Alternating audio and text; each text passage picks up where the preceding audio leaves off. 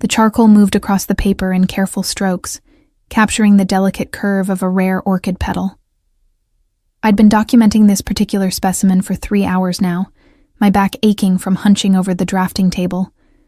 But I couldn't stop. Not when the afternoon light hit the translucent white petals just right, revealing veins like rivers on a map. My phone buzzed for the 4th time. I ignored it, just as I'd ignored the previous 3 calls. I knew who it was. I knew what he wanted. And I knew that answering would shatter the fragile peace I'd built in this small studio apartment that smelled of paper and pressed flowers. The buzzing stopped.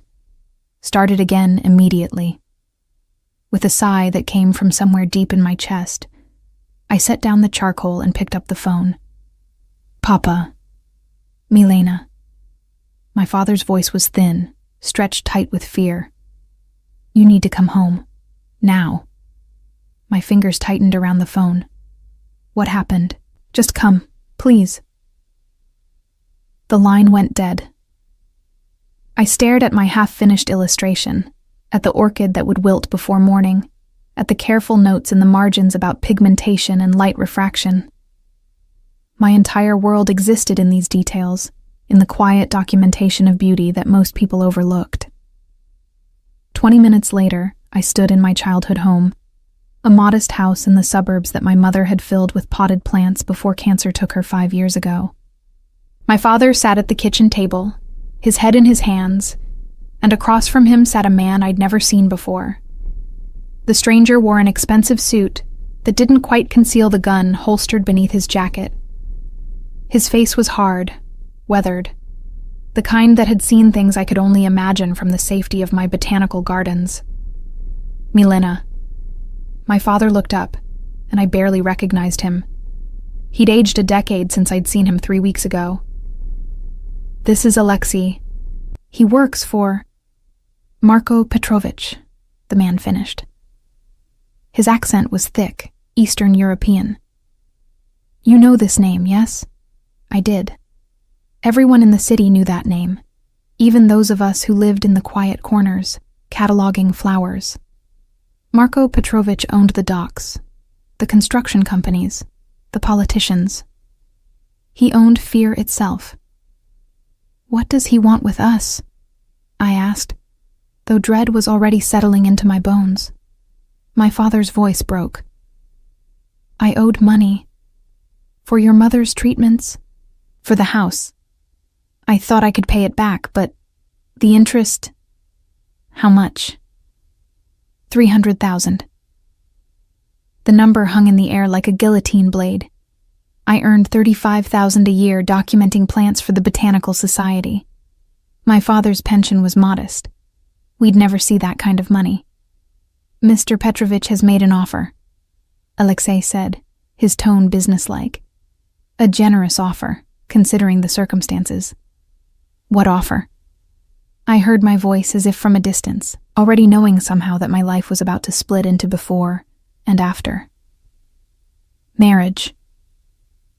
The word was simple. Final. He needs a wife, Alexei continued. For appearances, his business associates, they prefer to deal with family men, stable men. You marry him, your father's debt disappears. You get a house, security, everything you need. It's business. I'm not a business transaction. Everyone is a business transaction, Miss Milena. The question is whether you're a good one or a bad one. For your father's sake, I hope you're good. I looked at Papa, at the man who'd read me stories about botanical explorers, who'd encouraged my obsession with capturing the invisible details of petals and stems. The man who was now asking me to sacrifice myself on the altar of his mistakes. If I refuse? Alexei's smile didn't reach his eyes. Then we collect what we're owed in other ways. Your father is old, but his organs still have value on certain markets, and you... His gaze traveled over me in a way that made my skin crawl. Young women always have value. Milena, please. My father's voice cracked. I'm so sorry. I never meant... Don't. cut him off, my voice steadier than I felt. When does he want an answer? Now. Of course. Men like Marko Petrovich didn't wait. They took. I thought about my studio apartment, my unfinished illustrations, the orchid that would be dead by morning. I thought about the botanical expedition I was supposed to join next month, documenting rare alpine flora. I thought about freedom. Then I looked at my father and knew I'd already made my choice. Fine. I'll marry him. The wedding was held 3 days later in a courthouse downtown. I wore a simple white dress I'd bought at a department store the day before. No veil, no flowers, no pretense that this was anything other than what it was. A contract written in desperation and signed in surrender. Marko Petrovich stood at the altar in a black suit that probably cost more than my car. He was taller than I'd expected, with dark hair swept back from a face that might have been handsome if it weren't so cold. His eyes were the gray of winter storms, and when they landed on me, I felt assessed, catalogued, and dismissed in the span of a heartbeat. We'd met exactly once before the ceremony, a 5-minute conversation in which his lawyer outlined the terms of our arrangement. I would live in his house. I would appear at his side when required. I would not embarrass him. In return, my father's debt was forgiven, and I would receive a monthly allowance that was more than I'd made in a year. We did not discuss love. We did not discuss intimacy. We did not discuss anything that resembled an actual marriage. Do you, Milena, take this man? I do. My voice was clear.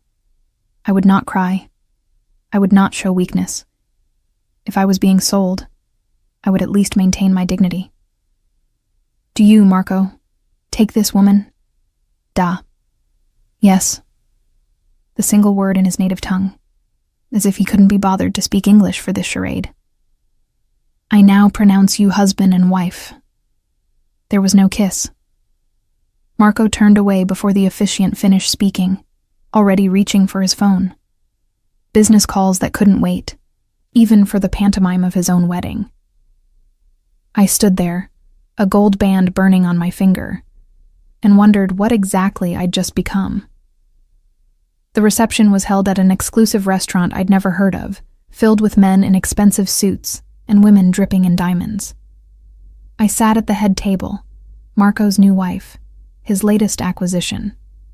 He barely looked at me, spending the evening in deep conversation with men whose eyes were as hard as his. You're the artist, a woman said, sliding into the chair next to me. She was perhaps 60, elegant in the way only old money could achieve. Marko mentioned you illustrate plants. Botanical documentation, I corrected automatically. I worked with, the State Botanical Society. Worked? I gestured vaguely at the room, at my new reality. I assume I'll be too busy being Mrs. Petrovich now. Her laugh was soft, almost pitying. Oh, darling, you'll have more time than you know what to do with. Marko doesn't believe in wives who work, but he also doesn't believe in wives who exist. You'll be invisible in a house full of people. She patted my hand and drifted away, leaving me with a prophecy that would prove devastatingly accurate. That night, Marko brought me to his mansion, a sprawling estate on the outskirts of the city. He showed me to a guest room on the 2nd floor. Your room? He said simply. And yours? 3rd floor. You won't be disturbed. He closed the door before I could respond, his footsteps echoing down the marble hallway.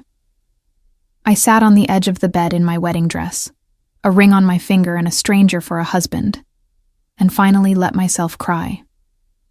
3 months into my marriage, I could count on one hand the number of times Marko had spoken directly to me. Our conversations consisted of brief exchanges about appearances, galas he needed me to attend, dinners where I was expected to sit silently and look presentable, charity events where I played the role of devoted wife to an audience who would never know the truth.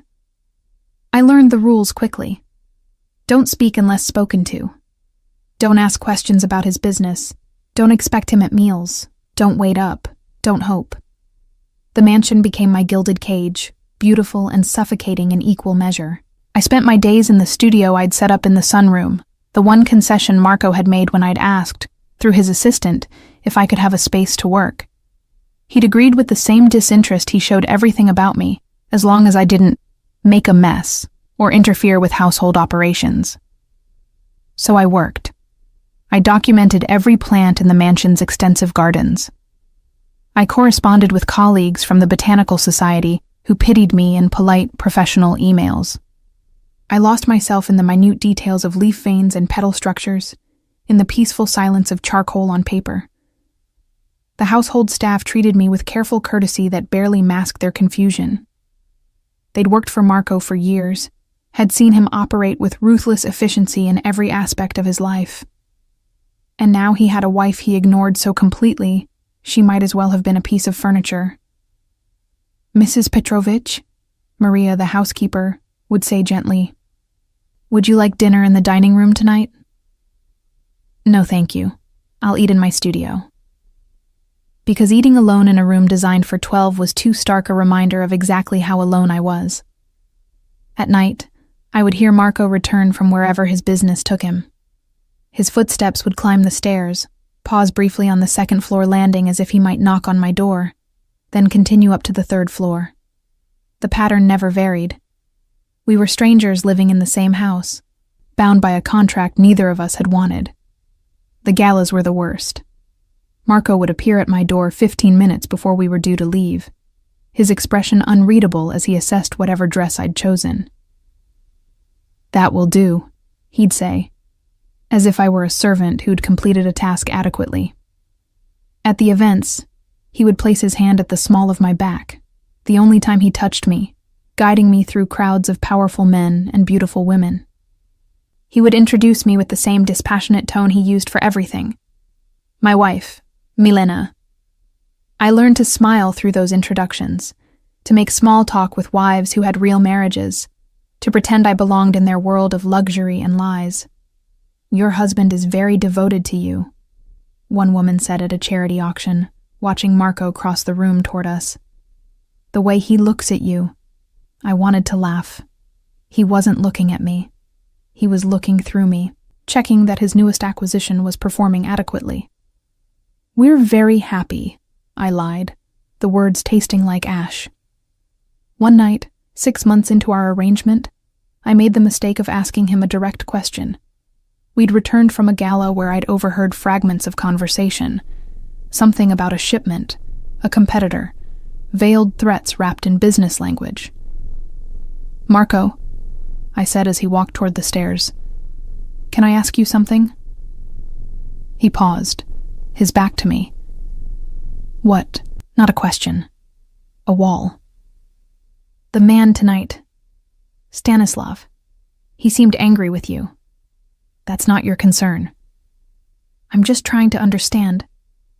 He turned then, and the coldness in his eyes made me step back. "Understand what exactly?"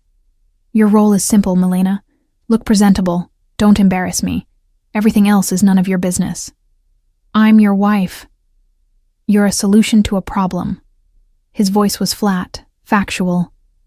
"Your father owed money. I needed a wife for appearance's sake. We made a transaction. Don't confuse that with what actual marriages are." The words hit like physical blows, stripping away whatever foolish hope I'd been harboring that eventually, maybe, we could find something resembling companionship in this arrangement. "I see," I managed. "Good. Now go to bed. We have the Volkov reception tomorrow night." He climbed the stairs without looking back. I returned to my room and didn't cry. I'd learned not to waste tears on a man incapable of seeing them. The seasons changed. Summer gave way to fall to winter. The garden I'd been documenting withered and slept. I filled sketchbook after sketchbook with dried specimens, with memories of growth captured in graphite and ink. My father called weakly, his voice thick with guilt I refused to absolve.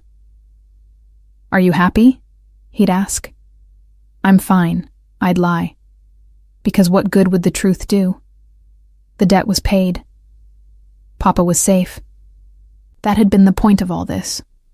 On our 1-year anniversary, Marco didn't acknowledge it.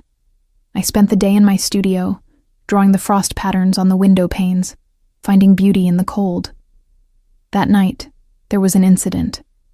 I never learned the details, only heard the shouting from the first floor, the sound of breaking glass, Marco's voice sharp with rage in a language I didn't understand.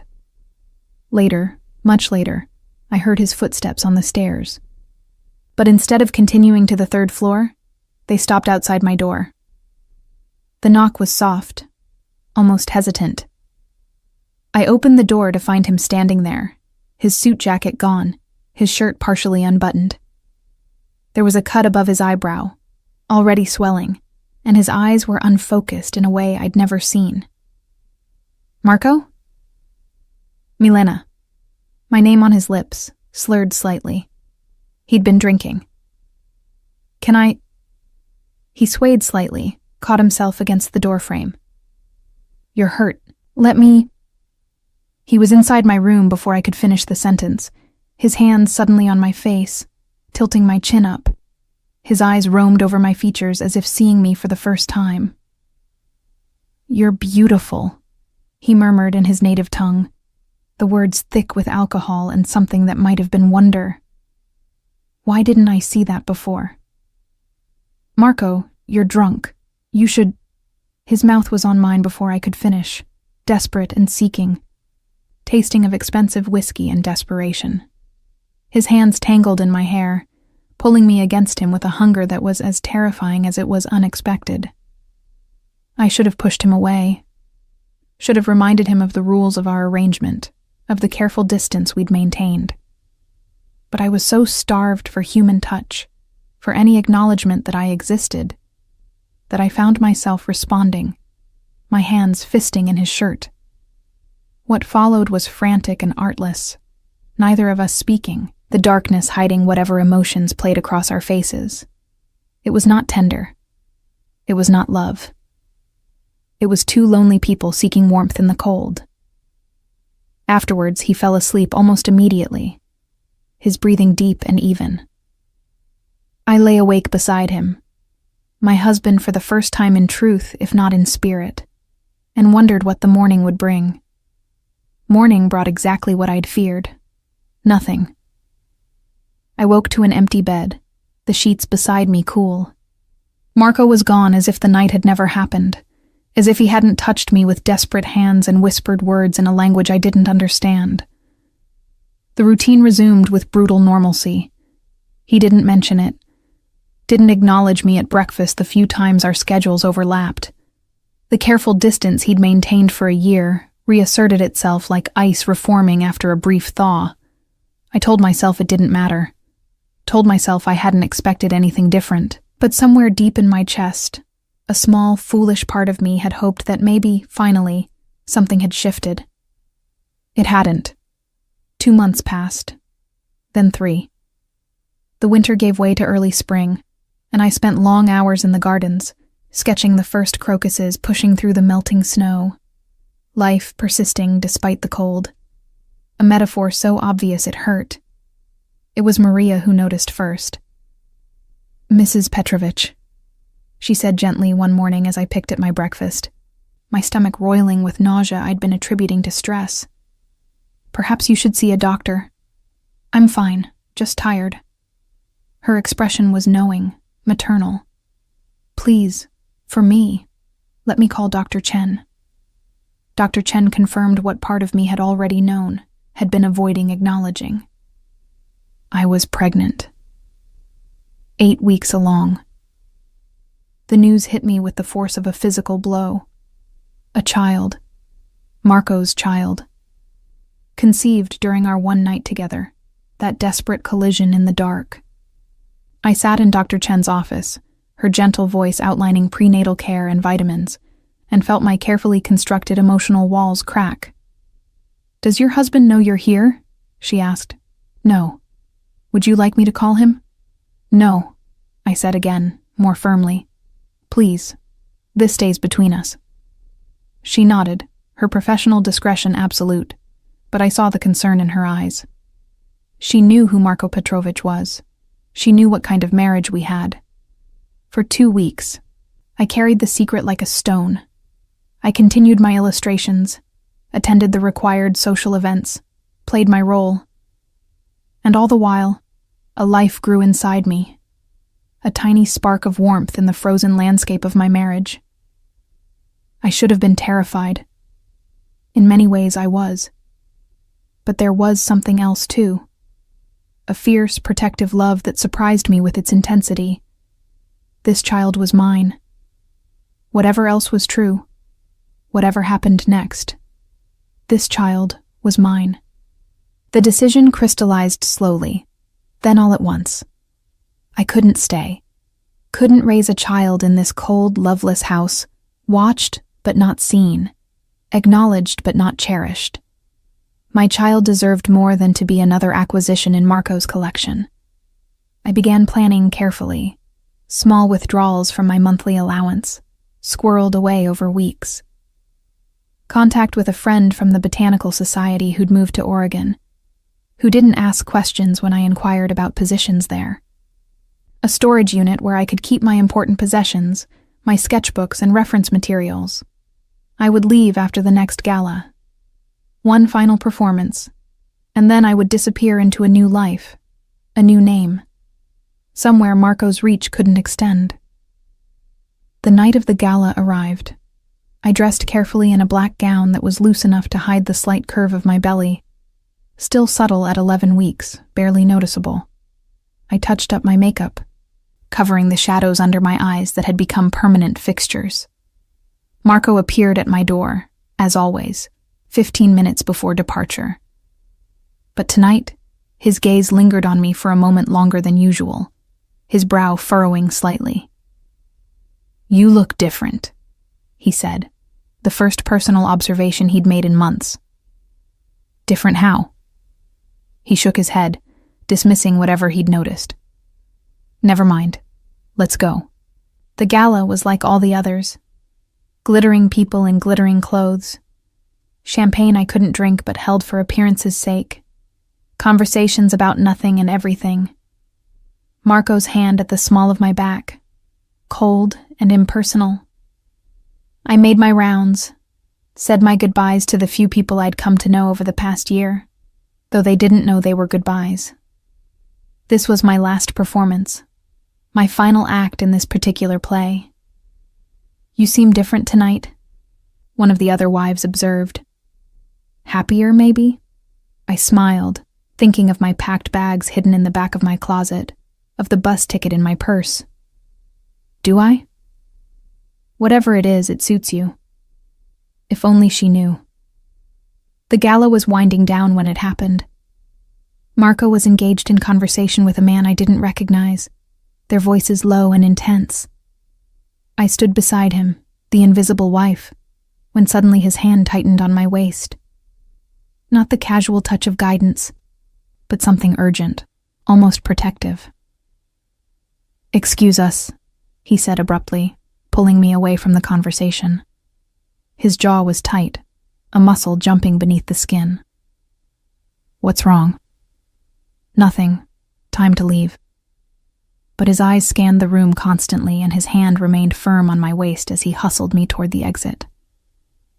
Alexei and 2 other security men materialized from nowhere, forming a protective formation around us.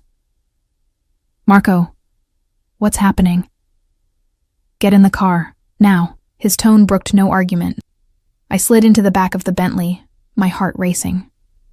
Marco followed, Alexei in the front seat, and we pulled away from the hotel with an urgency that bordered on reckless. "Talk to me," I demanded. "What just happened?" For a long moment he said nothing. Then, there was a threat. Against me. Someone in that room was carrying. Carrying what? "A gun, Milena. Someone came to that gala planning to kill me." The words hung in the air between us. This was his world, I realized with cold clarity. This constant danger, the violence lurking beneath the expensive suits and polite conversation. This was what I was escaping, what I refused to raise my child around. Are you... "I'm fine. Alexei's men handled it." He rubbed his face, the gesture weary. You're safe. That's what matters. The unexpected concern in his voice caught me off guard. I looked at him, really looked, and saw something I'd never seen before. Fear, not for himself, but for me. Marco, when we get home, I want you to stay in your room. Lock the door. There may be retaliation. This is your life, I said quietly. Every day. This danger. He met my eyes, and for the first time in our marriage, I saw him truly look at me. Not through me, not past me, but at me. Yes. I can't. I started, then caught myself. I'd almost revealed my plans, almost told him I was leaving. Can't what? Nothing. I'm just tired. But something in his expression shifted, sharpened. He was a predator by nature, by training.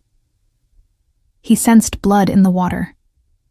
The rest of the ride passed in tense silence. When we arrived at the mansion, Marco escorted me personally to my room, checking it himself before allowing me to enter. Lock the door, he repeated. I'll have men stationed in the hallway. You're being paranoid. I'm being careful. There's a difference. He paused at the threshold, his hand on the doorframe. Milena. Yes? Are you happy here? The question blindsided me. In a 1.5 years of marriage, he'd never asked about my feelings, my state of mind, anything beyond whether I was adequately performing my role. Why are you asking me that now? Because you seem... He struggled for the word. Different. Like you've made a decision about something. My heart hammered. Could he sense my plans? I'm fine. He studied me for a long moment, and I fought to keep my expression neutral. Finally, he nodded. Lock the door. He left, and I did as instructed, my hands shaking. Had I been that obvious? Did he suspect? I looked at my closet, at the packed bags hidden behind winter coats, at the bus ticket in my purse. Tomorrow. I would leave tomorrow before he figured it out. I lay down fully clothed on top of the covers, too wired to sleep, planning out my escape route in meticulous detail. I never heard him come back. The first I knew of his presence was his weight settling onto the bed beside me, his hand gentle on my shoulder. I startled awake, my hand instinctively moving to protect my still flat stomach. Shh, he murmured. It's just me. Marco? What are you? I couldn't sleep. His voice was rough, strained. Kept thinking about what could have happened tonight. If Alexei hadn't spotted him. If the timing had been different. I sat up slowly, confused by this vulnerability, this crack in his armor. But nothing happened. You're safe. Am I? He laughed, the sound bitter. I'm never safe, Milena. That's the price of my life. But you shouldn't have to pay that price. I don't understand what you're saying. He turned to look at me, and in the dim light from the window, I saw something raw in his expression. Tell me the truth. Are you planning to leave me? My breath caught. Don't lie, please. Not about this. The please undid me. In 18 months of marriage, I'd never heard him say that word to me. Never heard anything approaching a request, rather than a command. Yes, I whispered. I was going to leave tomorrow. He closed his eyes, a muscle in his jaw working. Why? Why? I nearly laughed at the absurdity of the question. Marco, we're not married. Not really. We're two strangers living in the same house, going through the motions of something that doesn't exist. Is that truly how you see us? How else should I see it? You ignore me. You treat me like a piece of furniture. The only time you've touched me in 18 months was when you were drunk and hurting. My voice cracked despite my attempt to remain composed. I can't live like this anymore. There's more, isn't there? Something you're not telling me. I hesitated, my hand moving unconsciously to my stomach. His eyes tracked the movement, and I saw the exact moment understanding dawned. You're pregnant. It wasn't a question. Yes. How long have you known? 2 weeks. And you were going to leave without telling me. His voice was flat, carefully controlled. You were going to take my child and disappear. Your child? I found myself angry now, all the suppressed emotion of the past year boiling to the surface. When have you ever cared about me enough to call this child yours? When have you ever seen me as anything more than an obligation? I see you. No, you don't. You look through me. I see you! His shout startled us both. He stood abruptly, pacing to the window, his shoulders rigid with tension. Do you have any idea how hard I've worked not to see you? What does that even mean? It means... He turned back to me, and the look in his eyes was anguished. It means I married you for convenience, for appearances. I wasn't supposed morning brought exactly what I'd feared. Nothing. I woke to an empty bed, the sheets beside me cool. Marco was gone as if the night had never happened, as if he hadn't touched me with desperate hands and whispered words in a language I didn't understand. The routine resumed with brutal normalcy. He didn't mention it, didn't acknowledge me at breakfast the few times our schedules overlapped. The careful distance he'd maintained for a year reasserted itself like ice reforming after a brief thaw. I told myself it didn't matter. Told myself I hadn't expected anything different. But somewhere deep in my chest, a small, foolish part of me had hoped that maybe, finally, something had shifted. It hadn't. 2 months passed. Then 3. The winter gave way to early spring, and I spent long hours in the gardens, sketching the first crocuses pushing through the melting snow, life persisting despite the cold. A metaphor so obvious it hurt. It was Maria who noticed first. Mrs. Petrovich, she said gently one morning as I picked at my breakfast, my stomach roiling with nausea I'd been attributing to stress. Perhaps you should see a doctor.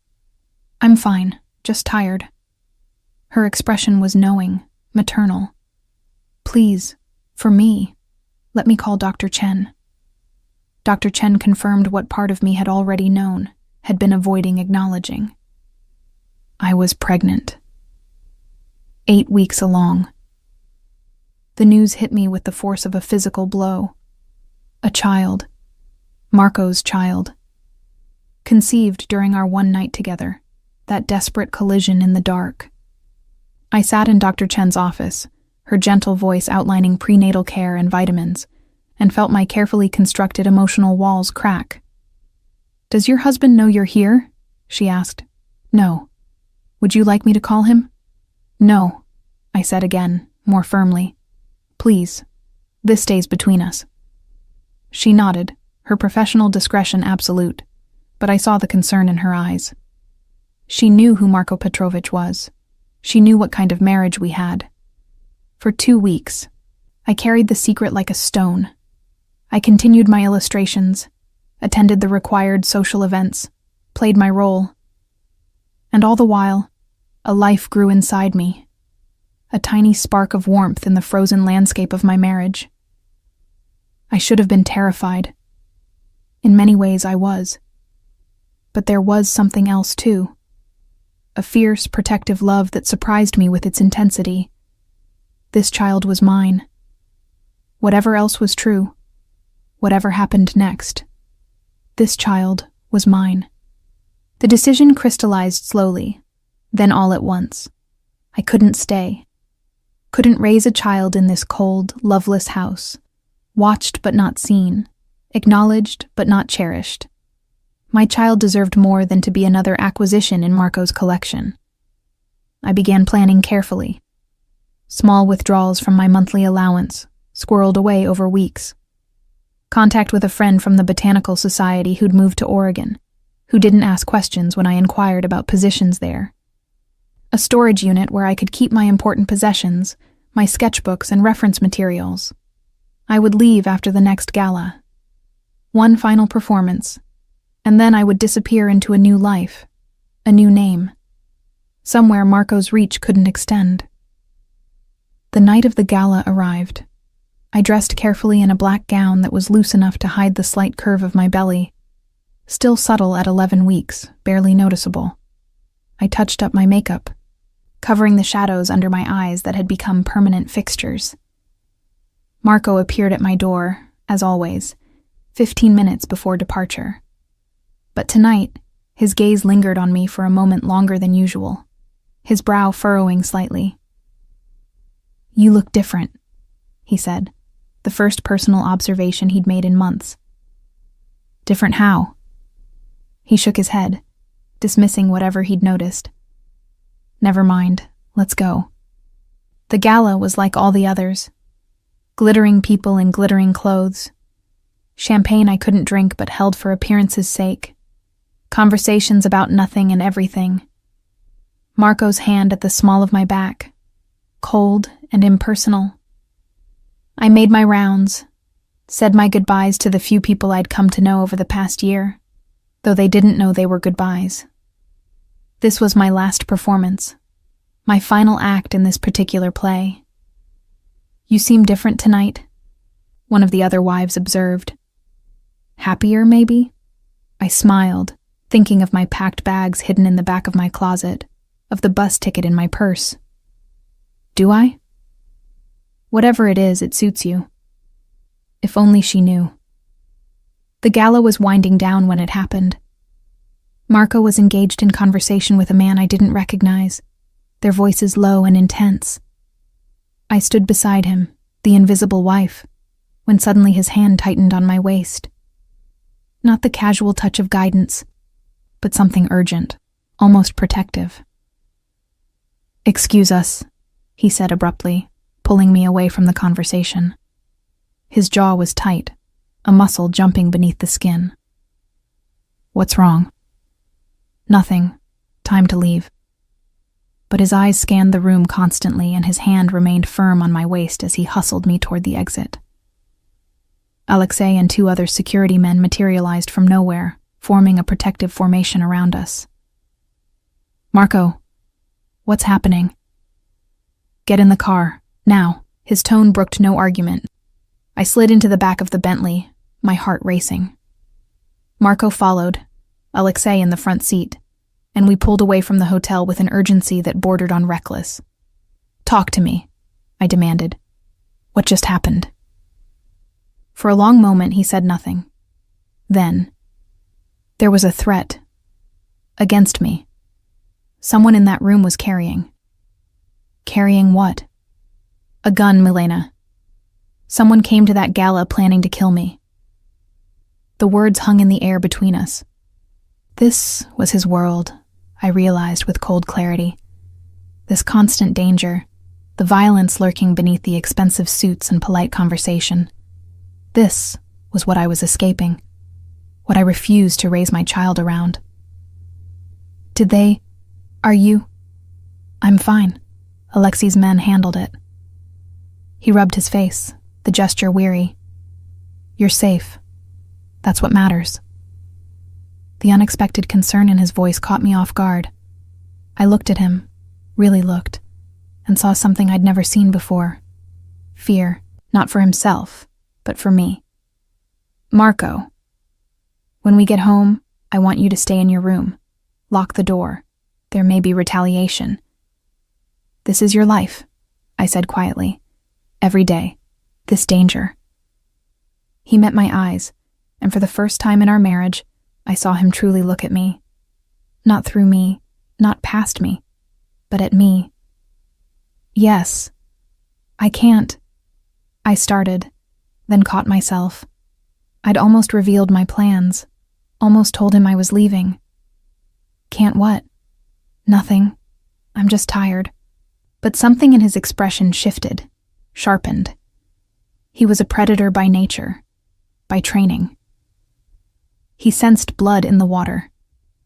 The rest of the ride passed in tense silence. When we arrived at the mansion, Marco escorted me personally to my room, checking it himself before allowing me to enter. "Lock the door," he repeated. "I'll have men stationed in the hallway. You're being paranoid." "I'm being careful. There's a difference." He paused at the threshold, his hand on the door frame. "Milena." "Yes? Are you happy here?" The question blindsided me. In a 1.5 years of marriage, he'd never asked about my feelings, my state of mind, anything beyond whether I was adequately performing my role. "Why are you asking me that now?" "Because you seem..." He struggled for the word. "Different. Like you've made a decision about something." My heart hammered. Could he sense my plans? "I'm fine." He studied me for a long moment, and I fought to keep my expression neutral. Finally, he nodded. "Lock the door." He left, and I did as instructed, my hands shaking. Had I been that obvious? Did he suspect? I looked at my closet, at the packed bags hidden behind winter coats, at the bus ticket in my purse. Tomorrow. I would leave tomorrow before he figured it out. I lay down fully clothed on top of the covers, too wired to sleep, planning out my escape route in meticulous detail. The bus left at 6 a.m. I'd slip out before dawn, before the household stirred, before Marco's security detail changed shifts. Maria would find my note hours later. By then, I'd be states away. I never heard him come back. The first I knew of his presence was his weight settling onto the bed beside me, his hand gentle on my shoulder. I startled awake, disoriented, my hand instinctively moving to protect my still flat stomach. "Shh," he murmured. "It's just me." "Marco, what are you—" It must be past midnight. "What are you doing here?" I couldn't sleep. His voice was rough, strained in a way I'd never heard. Kept thinking about what could have happened tonight. If Alexei hadn't spotted him. If the timing had been different. If that bullet had found its mark. I sat up slowly, confused by this vulnerability, this crack in his impenetrable armor. But nothing happened. "You're safe. We're both safe." "Am I?"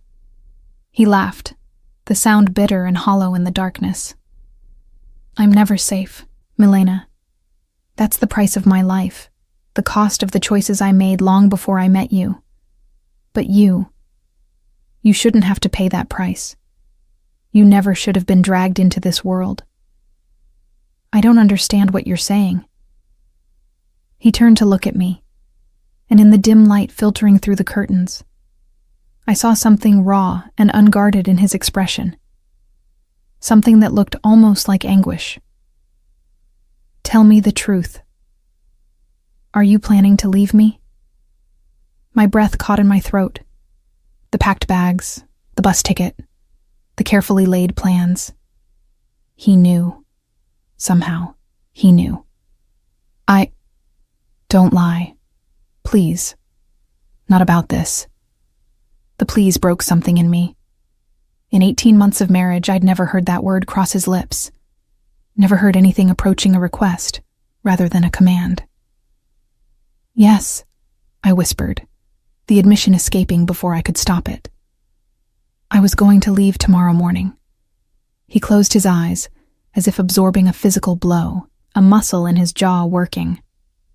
When he opened them again, the pain there was palpable. "Why? Why?"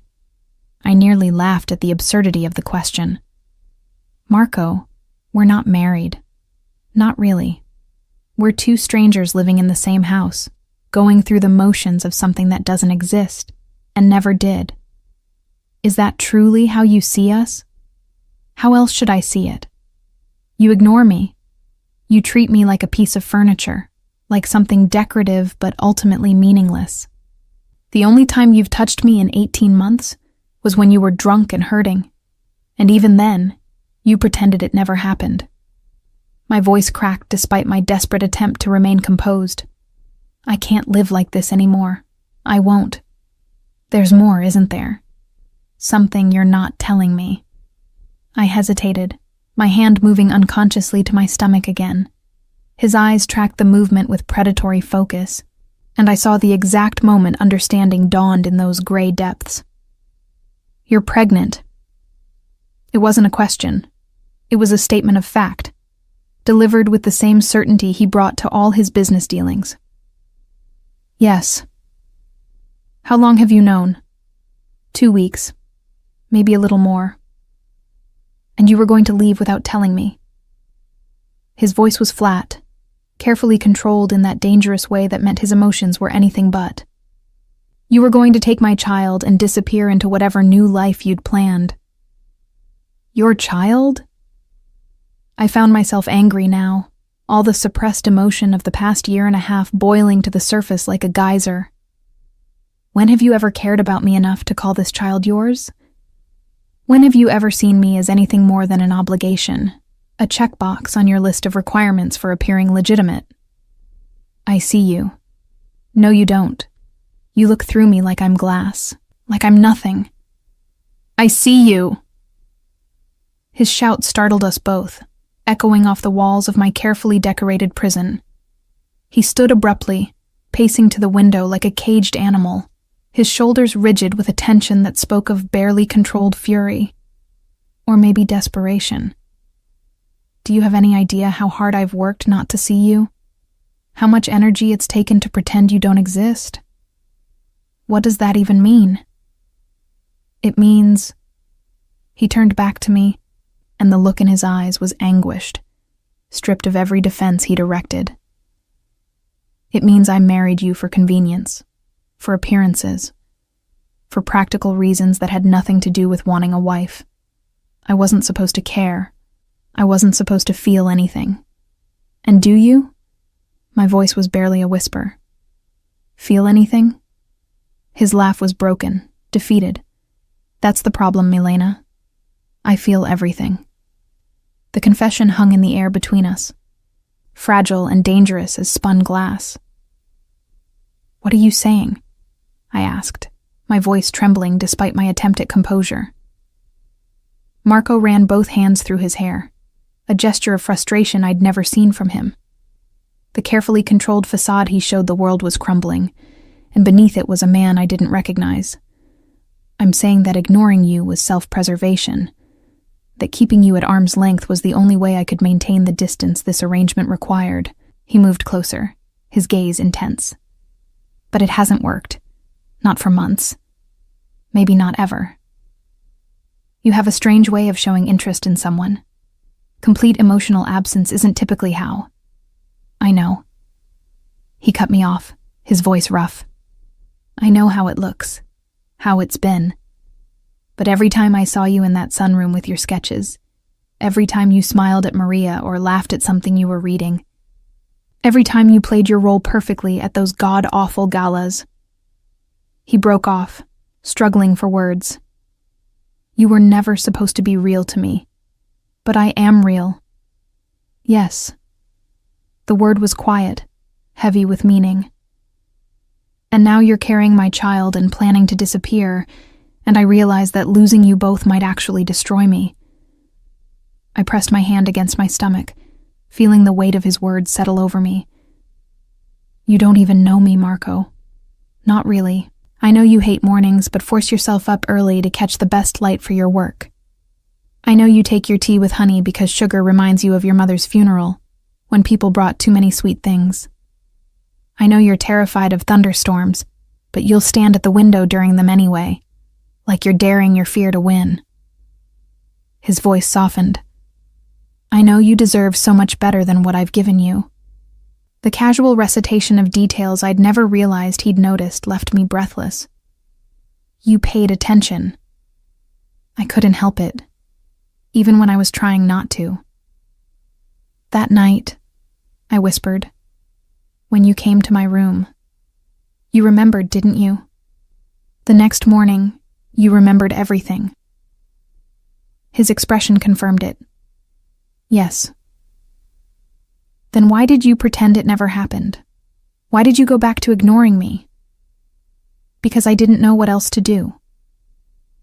He sank onto the edge of the bed, suddenly looking exhausted. My entire life is built on control, Milena. Every action calculated, every emotion buried. And then I touched you. And for the first time in longer than I can remember, I felt completely out of control. It terrified me. I sat beside him, maintaining a careful distance despite the pull to move closer. So you shut me out. So I shut you out, he agreed, like a coward. We sat in silence for a long moment, the weight of 18 months of misunderstanding heavy between us. The baby, he said finally. Are you healthy? Is everything all right? Dr. Chen says everything looks normal. I'm almost 12 weeks now. 12 weeks. He absorbed this, his hand moving as if to touch my stomach, then hesitating. May I? I nodded, unable to speak. His palm settled against my abdomen, warm through the thin fabric of my dress. There was nothing to feel yet. No movement, no visible proof. But his touch was gentle, reverent in a way that made my eyes sting with tears I refused to shed. I've been so stupid, he murmured. So focused on maintaining distance that I almost lost everything that matters. What are you asking me, Marco?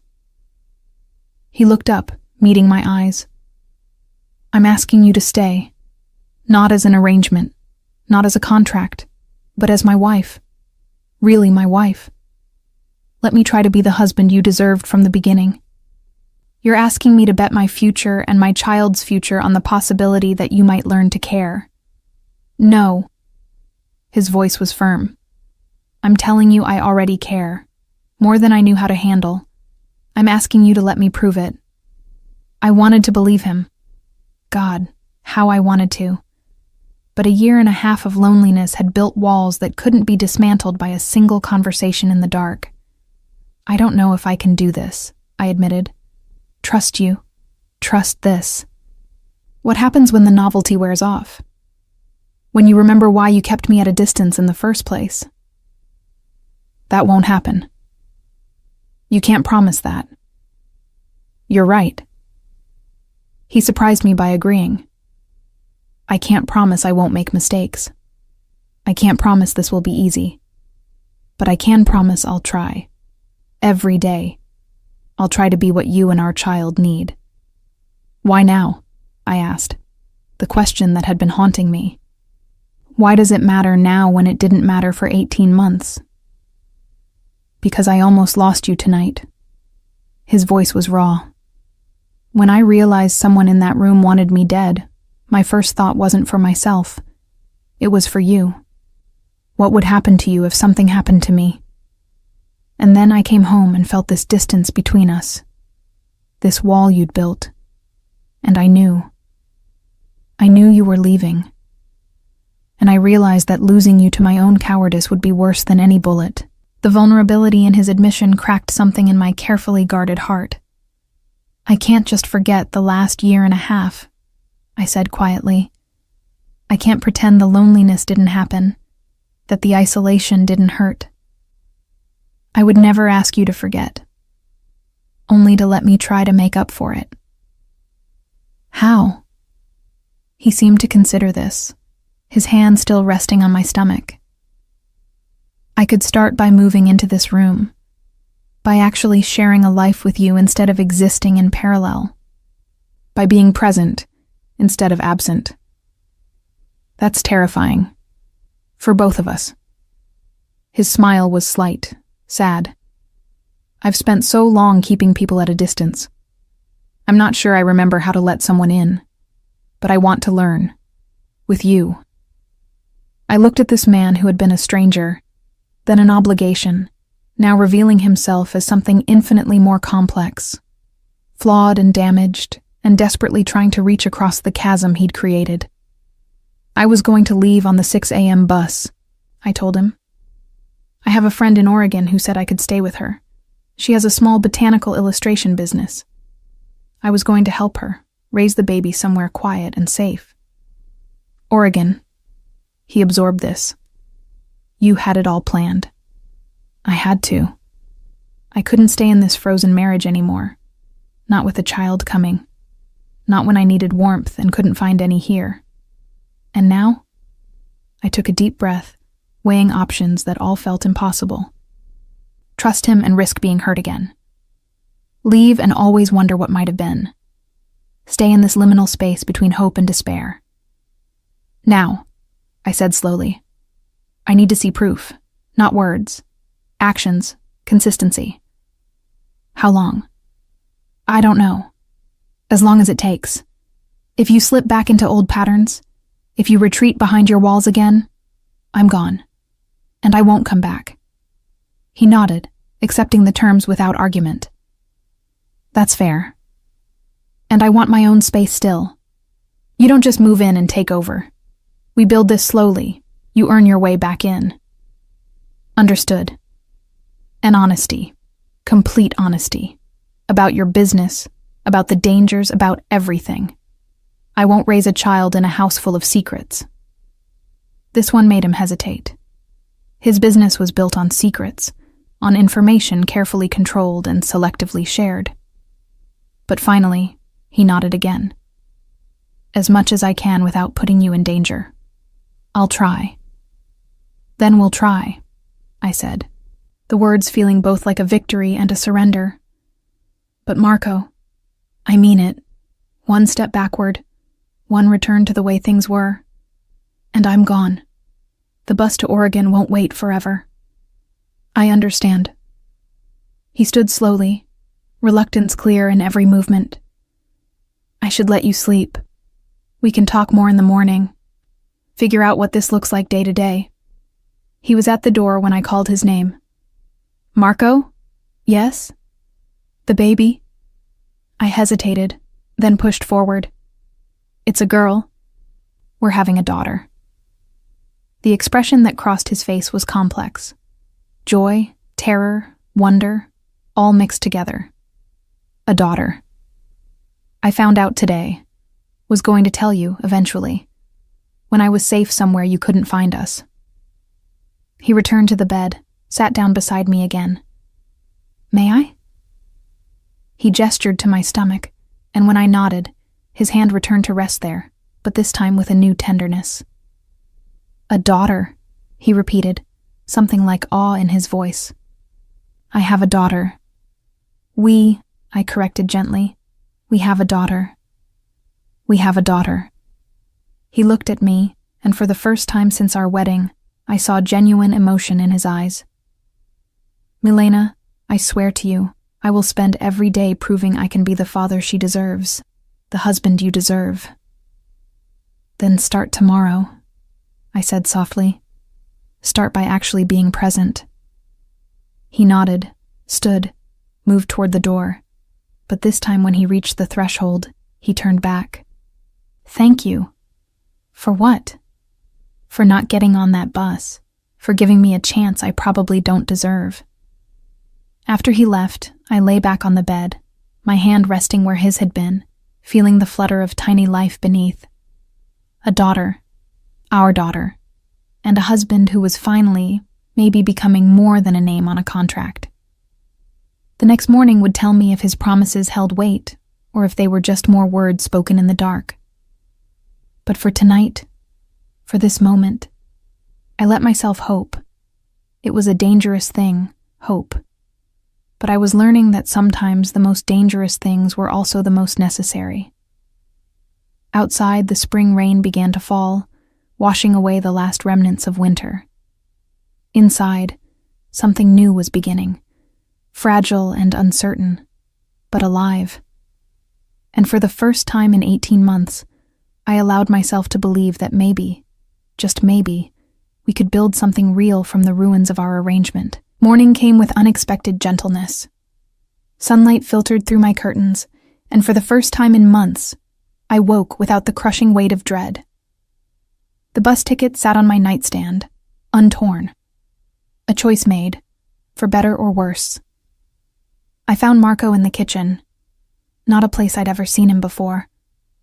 He was attempting to make coffee, his movements uncertain as he measured grounds, his suit jacket draped over a chair, his shirt sleeves rolled up. "You're up early," I said from the doorway. He looked up, something vulnerable flashing across his face before he controlled it. "I wanted to be here, when you woke up, to prove I meant what I said." "It's coffee, Marco, not a grand gesture. It's a start." He poured 2 cups, remembered at the last second that I couldn't have caffeine, and sheepishly poured the second cup down the sink. "Tea? I can make my own tea." "I know you can. I'm asking if I can make it for you." The distinction mattered.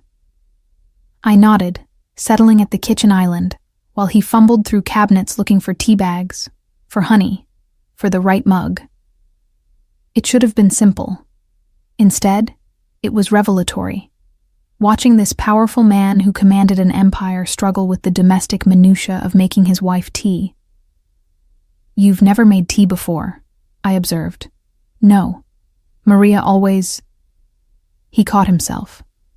"I never bothered to learn. I'm realizing there are a lot of things I never bothered with."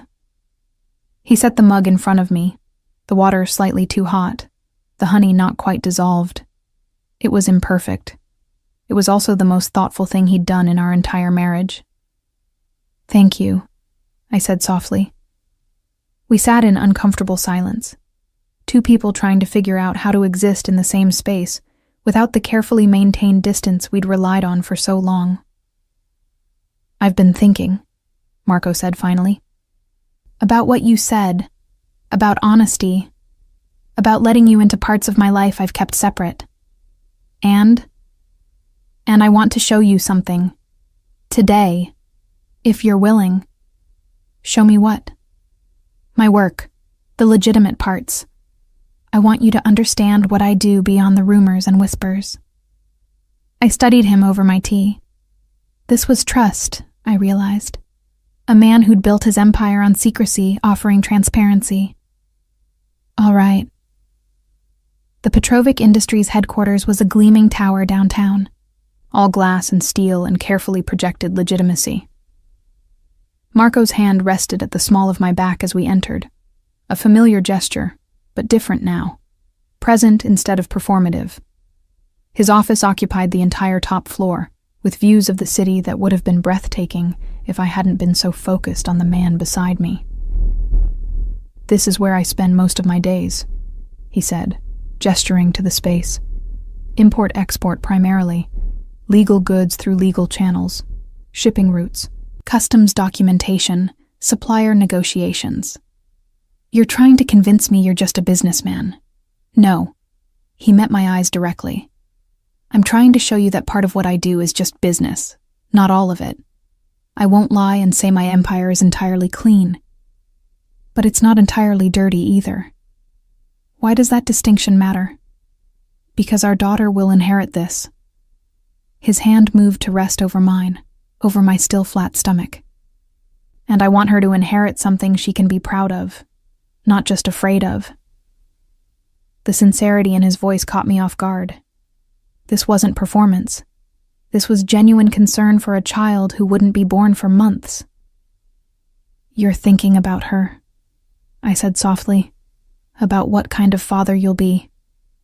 "I think about nothing else. I've been thinking about it since the moment you confirmed the pregnancy.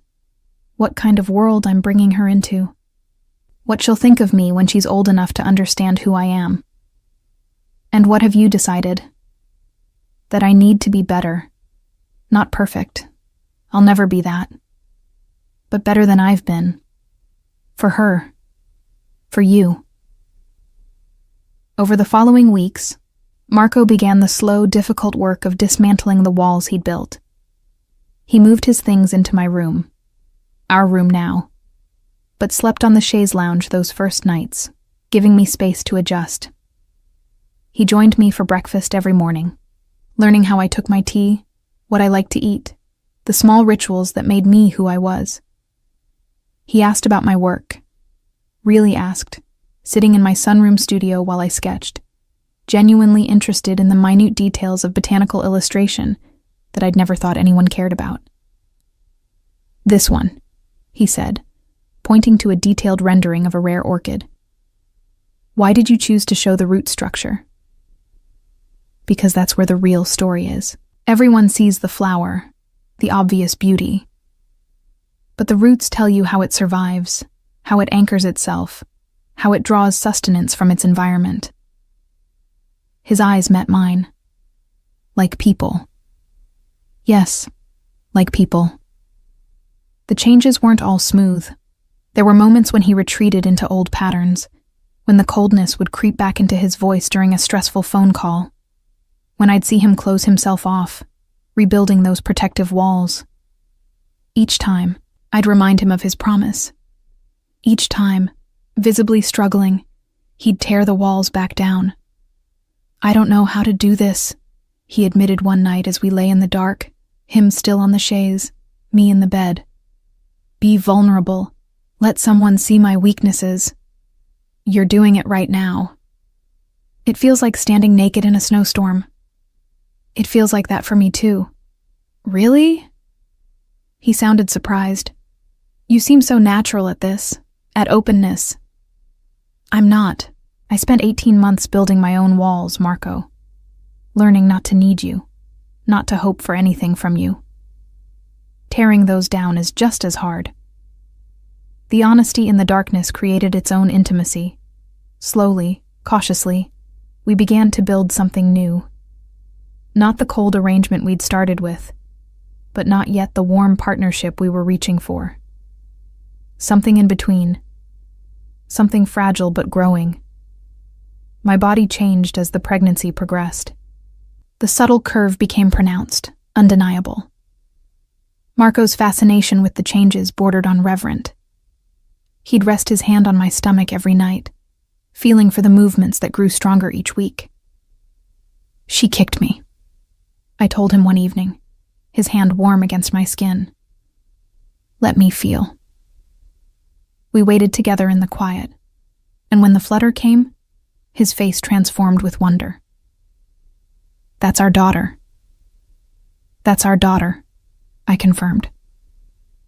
He leaned down, pressed his forehead against my stomach.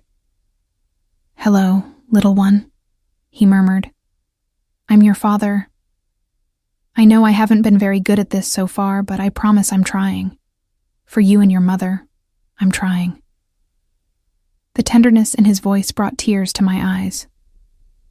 This was the man I'd married glimpses of, buried beneath layers of control and fear, but there, real, reachable. Come to bed, I said softly. Actually come to bed. Not the chaise. He looked up, uncertain. Are you sure? I'm sure. That night, for the first time since our wedding, we shared a bed with intention. Not from drunken desperation, but from genuine desire for closeness. He held me carefully, as if I might break, his hand resting protectively over our daughter. Thank you, he whispered into my hair. For what? For staying. For trying. For giving me a chance to be better.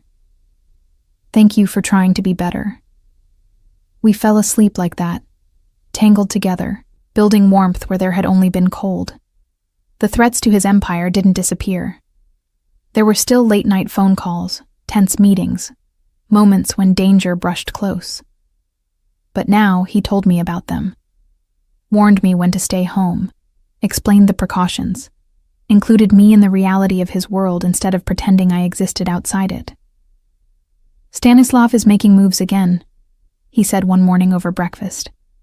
My sources say he's been talking to the Volkovs about an alliance. Is that dangerous? Potentially. I'm handling it. How? He hesitated, old instincts warring with new promises. Business negotiations, reminders about boundaries, nothing you need to worry about. But if it becomes something I need to worry about, you'll tell me? Yes. And I believed him. The Boston Botanical Society reached out about a commission, a series of illustrations for their upcoming rare species catalog. It was the kind of work I'd dreamed of before my marriage, prestigious and challenging. "You should take it," Marco said when I mentioned it. "It's a lot of hours, a lot of work. You love it. Why wouldn't you do it?" "I thought you wanted me available for your events, your appearances. I want you happy." He said it simply, as if it were obvious. "Take the commission. I'll adjust my schedule around yours for once." So I did. I threw myself into the work, documenting rare orchids and endangered ferns with painstaking detail. Marco would sit with me in the evenings, watching me work, occasionally asking questions that showed he was genuinely trying to understand my passion. "You see the world differently than I do," he observed one night. "You see beauty in small things, details I'd miss. And you see connections, patterns, the big picture I sometimes lose in the details. Maybe that's why we work. Balance. Maybe." At 5 months pregnant, I attended my first gala since deciding to stay. This time, Marco's hand at my back felt different, present, connected. When people congratulated us on the pregnancy, his smile was genuine. "You're glowing," one of the other wives said. "Marriage clearly agrees with you." I looked at Marco, at the man who was trying so hard to be better, to be present, to be real. "It's getting there." That night, as we undressed for bed, he paused. "What did you mean earlier? That it's getting there?" "I meant that we're not there yet. Not at the marriage I dreamed of, but we're moving toward it, slowly." Is slowly all right? Slowly is honest.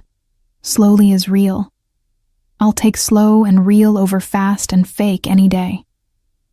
He pulled me close, his hand splaying across my stomach where our daughter grew. "I love you," he said quietly. I don't think I've said that. Not directly. But I do. I love you, Milena. The words settled into my chest, warm and terrifying. I'm not there yet. I know, but I'm getting there, slowly. Slowly is enough. He kissed my forehead.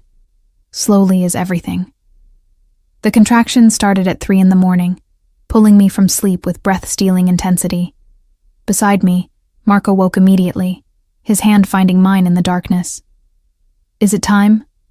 I think so. He was out of bed instantly, moving with focused efficiency, grabbing the bag we'd packed weeks ago, calling Dr. Chen, alerting the driver. But his hand never left mine, except when absolutely necessary, anchoring me through each wave of pain. The birth was long and difficult. 18 hours of labor that tested every reserve of strength I possessed.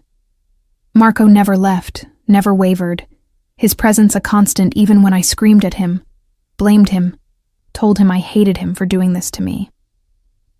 I know, he said calmly, letting me squeeze his hand until I felt bones grind.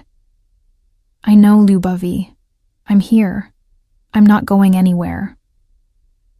When our daughter finally entered the world with a furious cry, when Dr. Chen placed that tiny, perfect being on my chest, I watched Marco's face transform completely. The cold, controlled man I'd married was gone, replaced by someone vulnerable and awed and completely undone. She's perfect, he whispered, tears streaming unashamedly down his face. Milena, she's perfect. Do you want to hold her? His hands trembled as he accepted our daughter, cradling her with exquisite gentleness. Hello, Teodora, he murmured. I'm your father.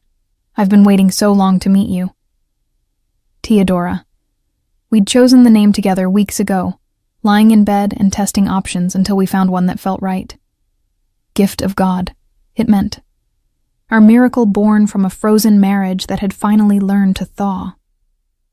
The first weeks were a blur of sleepless nights and feeding schedules, and the overwhelming responsibility of keeping a tiny human alive.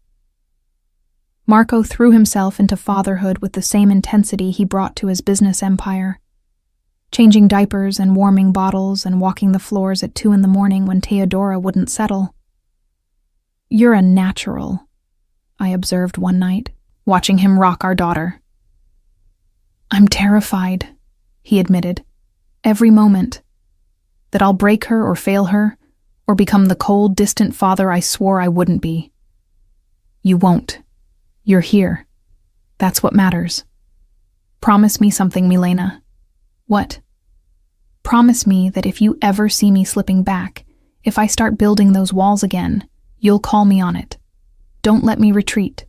Not from you, not from her. I promise.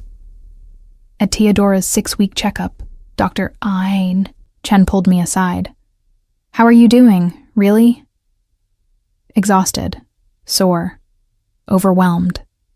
And your husband?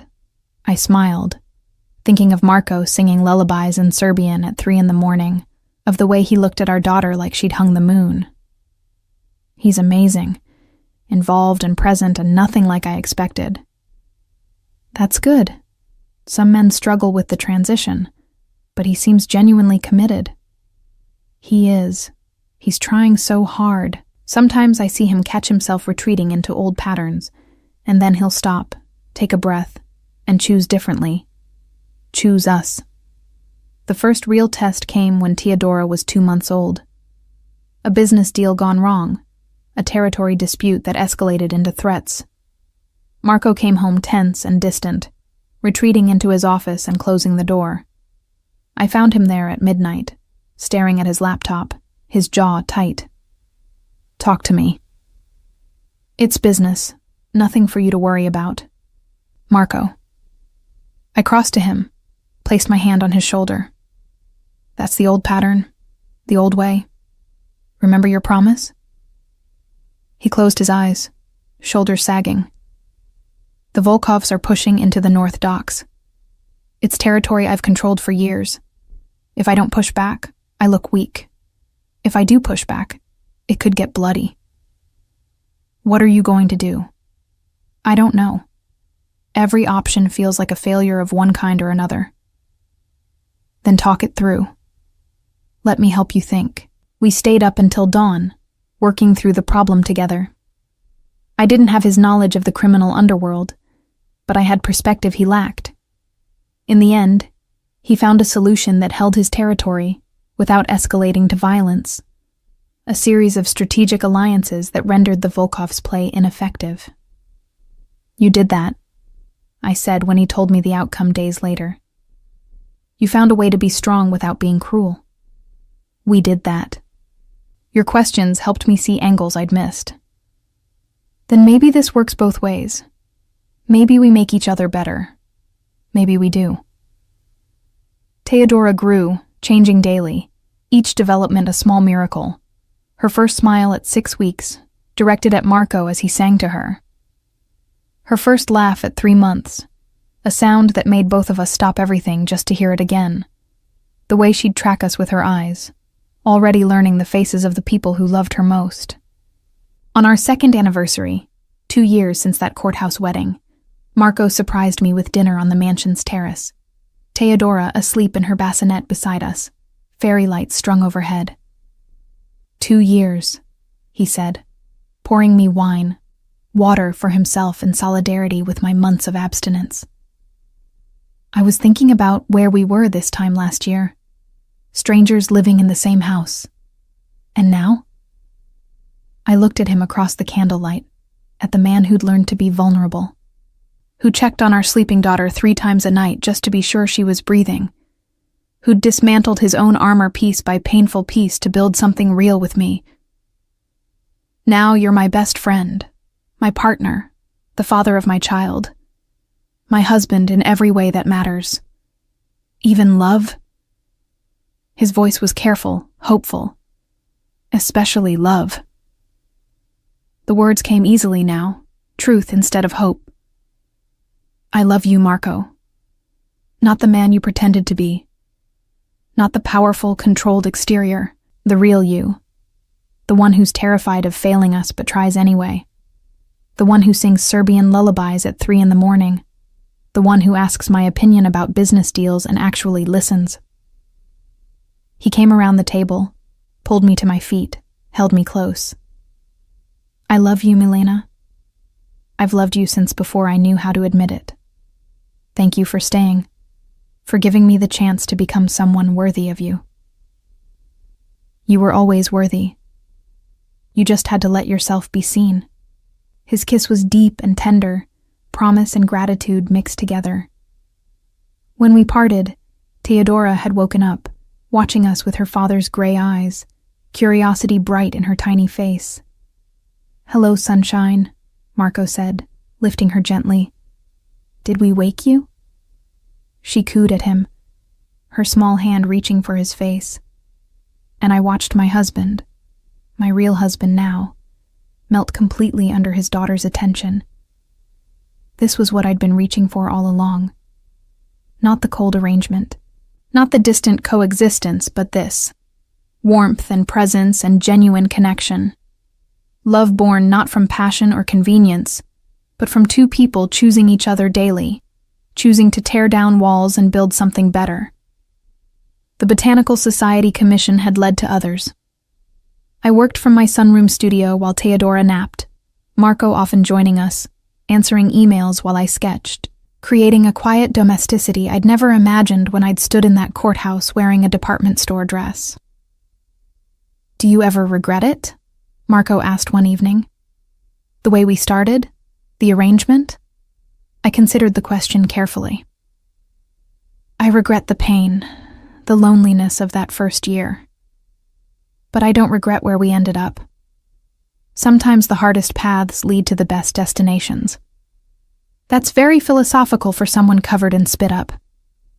I looked down at my shoulder where Theodora had just deposited her evening feeding. Parenthood and philosophy go hand in hand. Both involve accepting that you control nothing and everything simultaneously. Spoken like a true botanical illustrator. What does that mean? It means you see the whole ecosystem, not just the individual parts, but how they all connect and depend on each other. That's what we are now, an ecosystem. You, me, Theodora, all connected, all dependent on each other, all necessary for the system to thrive. When did you get so poetic? When I fell in love with an artist. It's contagious. 3 years into our marriage, with Theodora taking her first steps between us, shrieking with delight each time she made it across the living room, I finally understood what I'd been missing that first year. Marriage wasn't a contract or an arrangement, or a convenient solution to a problem. Marriage was two people choosing each other repeatedly, even when it was hard. Especially when it was hard. It was vulnerability and trust built slowly over time. It was learning someone's tea preferences and middle-of-the-night fears. It was watching them become a parent and discovering new depths you'd never imagined. It was Marco, once cold and distant, now lying on the floor making ridiculous faces to make our daughter laugh. It was me, once planning escape routes, now planning our future together. It was both of us, learning daily how to be better than we were, for each other, and for the tiny person who'd given us both a reason to try. Mama. Theodora's first clear word, arms outstretched, toddling toward me. I scooped her up, breathing in her perfect baby smell, and caught Marco's eyes across the room. The love there was clear, uncomplicated, everything we'd fought to build. "I'm glad I stayed," I told him later, after Theodora was asleep, wrapped in his arms in our bed. "I'm glad I gave you a reason to. You gave me several. Theodora, yourself, when you finally let me see you. This life we're building. It's not perfect, no, but it's ours, and it's real, and it's enough. More than enough," he agreed, his hand finding mine, our fingers interlacing with the easy familiarity of long practice. More than I ever deserved, but everything I ever needed. Outside our window, spring rain began to fall, washing away the last traces of winter's ice. Inside, wrapped in warmth we'd created together, we slept soundly. A family born from cold, but flourishing in the warmth we'd learned to generate ourselves. The arrangement had become a marriage. The marriage had become love. and love had become everything.